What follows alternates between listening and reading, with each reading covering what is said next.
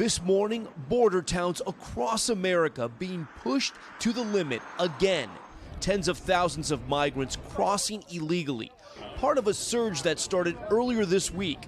Scenes like this, lines of migrants, mostly from Venezuela, crossing through barbed wire and across the Rio Grande, forcing Eagle Pass, Texas, to declare a state of emergency. You heard they were allowing mothers with children. Migrants we spoke to say this surge was fueled by rumors that the border was open. This mother tells me she crossed the Rio Grande with her 7- and 2-year-old daughters, carrying them on her shoulders. But they're the lucky ones. A 3-year-old child swept away in a similar crossing on Wednesday and drowning. And just yesterday, Texas officials pulling another body from the river. We know this problem had slowly been growing, but why is it so bad this week? The facts are that the cartels control who goes where and when, and they determined that this week was the week it's going to happen. The Biden administration now sending 800 military personnel to the border to help process the arrivals. It is a crisis. It's something that is out of control. In Eagle Pass, a town of less than 30,000, they had 2,500 illegal crossings in a single day. So what do you need here?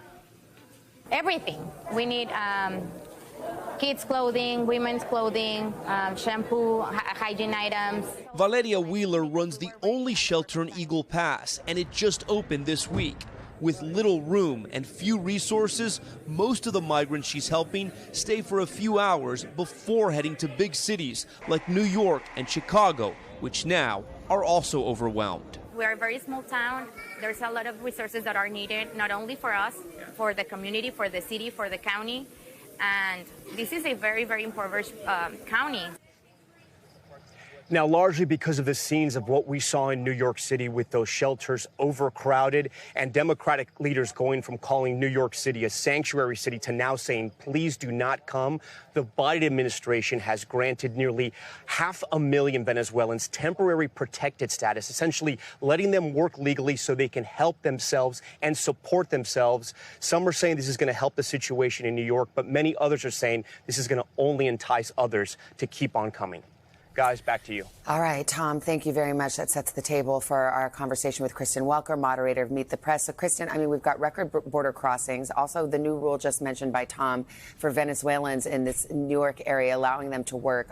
Clearly, this is going to be a political problem for President Biden. What is his strategy going forward? Yeah, you're absolutely right, Savannah. There's no doubt this is a major challenge for President Biden. Those images there in Tom's piece. Look, he's running for re-election and already facing headwinds.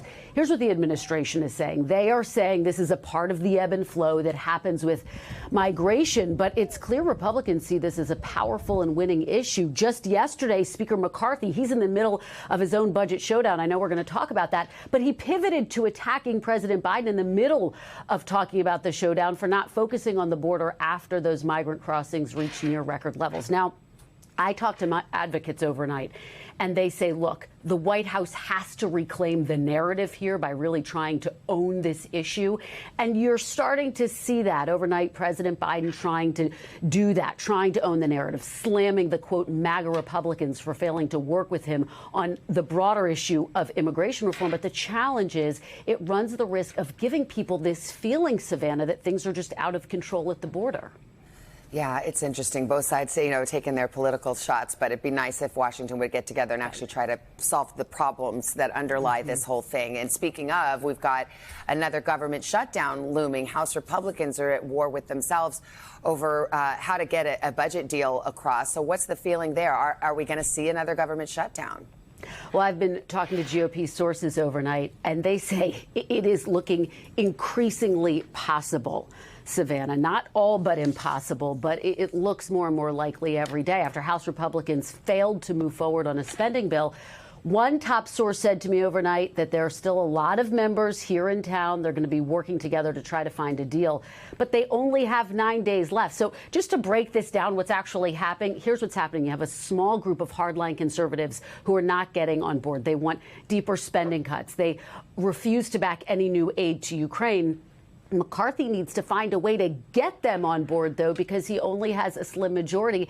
And by the way, Savannah, not a surprise, but they're threatening to oust him if he doesn't meet their demands. Remember, it only takes one member to call a vote on his speakership. McCarthy, you could see his frustration really bubbling over yesterday. He said, quote, "This is a whole new concept of individuals that just want to burn the place down." Strong language there.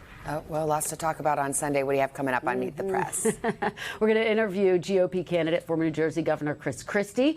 And this is notable because he's seen a boost in recent polls out of New Hampshire. We're also going to talk to Representative Jim Clyburn. He's, of course, a Biden campaign co-chair. And we've got a new NBC News national poll looking at the 2024 race heading into next week's debate. And Steve Kornacki will be there to break down the numbers with me. Okay, we will look forward to it. Kristen, we'll see you Sunday. Thank you.